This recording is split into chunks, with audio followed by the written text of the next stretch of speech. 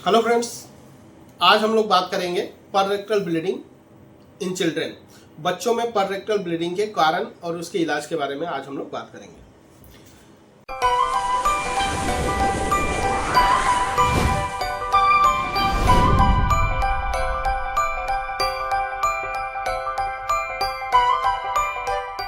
तो स्टार्ट करते हैं हम लोग आज का अपना टॉपिक, पररेक्टल ब्लीडिंग इन चिल्ड्रंस। बच्चों में पररेक्टल ब्लीडिंग के कारण क्या है, उसके इलाज क्या है, उसमें कौन कौन सी सावधानियां हम लोग बरत सकते हैं, उसके बारे में आज हम लोग डिस्कस करेंगे। तो जनरली पररेक्टल ब्लीडिंग के लिए बच्चों को हम लोग 3 एज ग्रुप में डिवाइड करते हैं।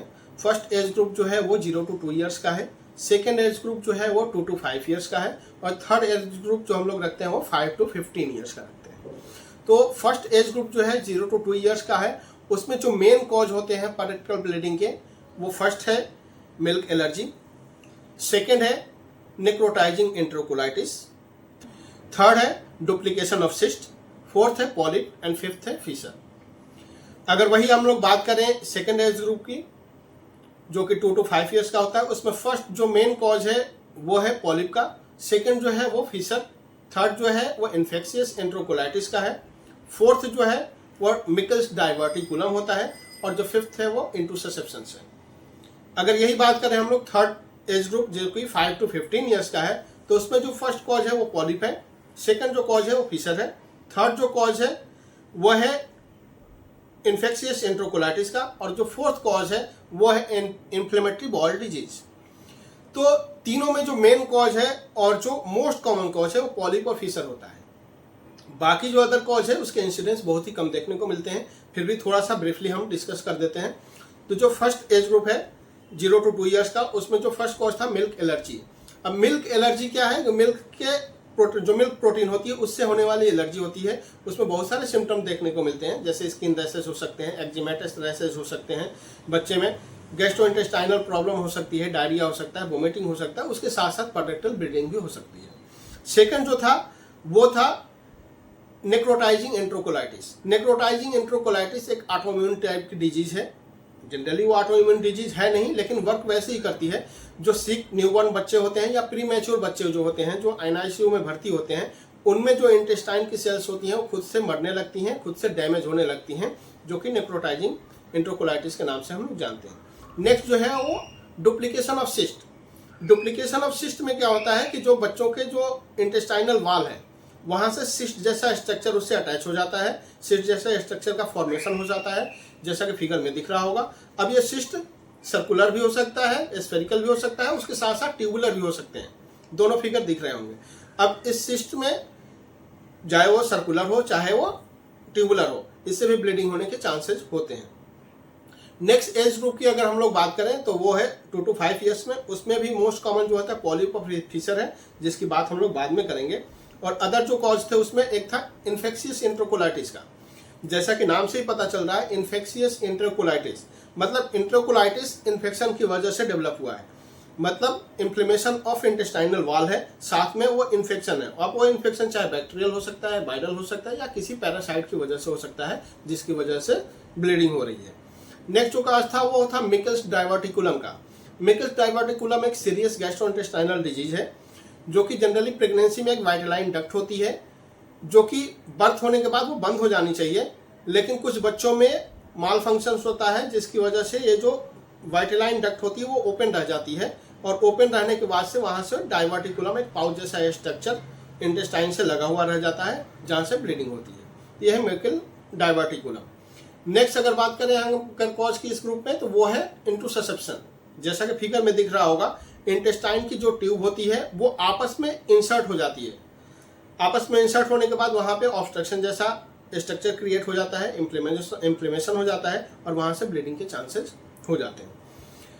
लास्ट जो एज ग्रुप है 5 to 15 ईयर्स का, उसमें भी जो 2 मोस्ट कॉमन कॉज है वो पॉलिप और फीसर की ही है, जिसकी बात हम लोग अभी करेंगे आगे। उसमें जो थर्ड कॉज है वो है इन्फेक्शियस एंटेरोकोलाइटिस की, जिसकी बात अभी हम लोग कर चुके। और लास्ट जो उसका कॉज है वो है इन्फ्लेमेटरी बाउल डिजीज। अब इन्फ्लेमेटरी बाउल डिजीज में बहुत सारी कंडीशन आती हैं, जैसे आईबीएस भी आ सकता है, उसमें क्रॉस डिजीज भी आ सकता है। तो जो भी इन्फ्लेमेशन की वजह से डिजीज डेवलप हो रहे हैं इंटेस्टाइनल वॉल में, उसको हम लोग इन्फ्लेमेटरी बाउल डिजीज के अंदर रखते हैं। अब बात करते हैं हम लोग most common cause of bleeding in childs. तीनों ग्रुप में मिला करके जो मोस्ट कॉमन कॉज है, जो 90 to 95% बच्चों में देखने में मिलता है, वो है फिशर और पॉलिप। उसमें भी फर्स्ट नंबर पे पॉलिप आता है, सेकंड नंबर पे फिशर आता है। पॉलिप क्या है? पॉलिप एक गांठ होता है, मत्स्य जैसा स्ट्रक्चर होता है, जो कि एनल वर्ड से कई बार बाहर निकलता है, या कई बार जब हम लोग एग्जामिनेशन करते हैं, पैरेक्टल एग्जामिनेशन, तो वो फिंगर में फील होता है। उसमें जो सिम्टम आते हैं वो पेरेंट्स आकर के ये बताते हैं कि बच्चा जब भी डेफिकेशन के लिए जाता है, जब भी स्टूल पास करने के लिए जाता है, तो स्टूल के साथ साथ बहुत सारा खून, ब्लड उसके पॉट पे देखने को मिलता है। कभी कभी ब्लड ड्रॉप बाय ड्रॉप भी देखने को मिलता है, और कई बार ऐसे ही फ्लश टाइप का आएगा और उसमें पूरे छींटे पूरे पॉट पे देखने को मिलेंगे। तो ये पैरेक्टल ब्लीडिंग जो होती है, वो पॉलिप्स में जो होती है वो नॉन पेनफुल होती है, उसमें दर्द नहीं होता। बच्चा कभी आपको दर्द नहीं बताएगा। कभी कभार अगर बच्चा बड़ा है, जैसे 10-12 साल का बच्चा बड़ा है, उससे बड़ा है, तो वो आकर के बताएगा कि मम्मी या पापा से बताएगा कि स्टूल पास कर रहे थे हम, जब हम साफ कर रहे थे तो हाथ में एक गांठ फील हो रही थी, उसको हमने दबा करके अंदर कर दिया, फिर वो अंदर चला गया। अगर छोटे बच्चे होते हैं तो उसके पेरेंट्स खुद देखते हैं कि कई बार एक गांठ बाहर आई रेड कलर की, उससे ब्लीडिंग हो रही थी, उसको फिर से दबा करके अंदर कर दिया, अंदर चली गई। तो जो पॉलिप होता है वो दो टाइप के होते हैं, एक पेडंकुलेटेड और एक नॉन पेडंकुलेटेड। अभी जिस पॉलिप की हम लोग बात कर रहे थे कि जो गांठ एनल वर्ड्स के बाहर आई, दबाने के बाद अंदर चली गई, ये जनरली पेडंकुलेटेड पॉलिप में देखने को मिलता है। पेडंकुलेटेड पॉलिप का नाम इसलिए पड़ा क्योंकि उसमें एक पेडिकल लगा होता है।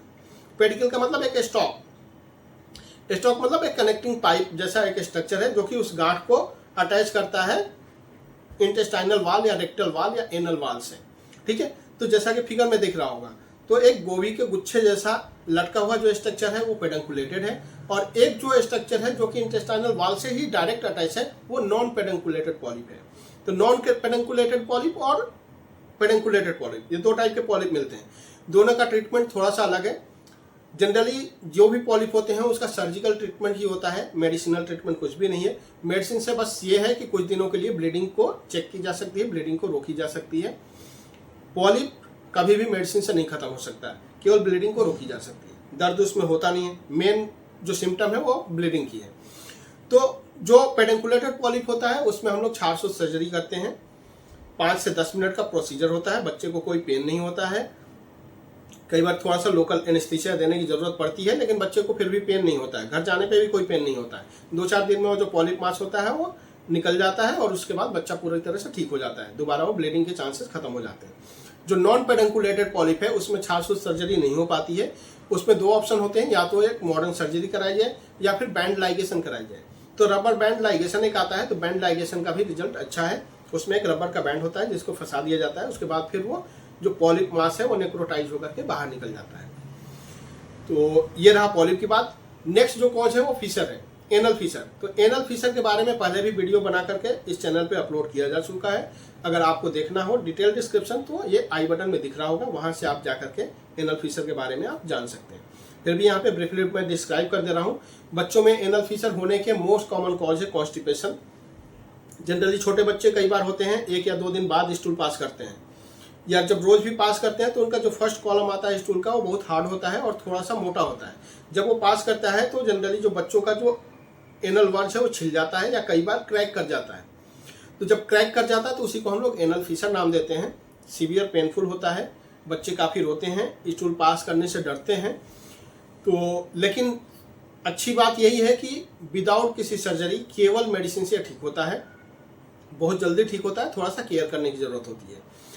तो इसमें हम लोग अगर इसके ट्रीटमेंट की बात की जाए तो इसमें हम लोग जात्यादी तेल का एनीमा देते हैं। जात्यादी तेल का एनीमा कैसे देते हैं, घर पे ही कैसे दे सकते हैं, पेरेंट्स खुद से कैसे दे सकते हैं, इसके लिए एक वीडियो इस पे अपलोड हो चुका है। अगर आपको डिटेल डिस्क्रिप्शन देखना हो तो आई बटन पे जाइए और जात्यादी तेल का एनीमा कैसे दिया जाता है वो आप देख सकते हैं।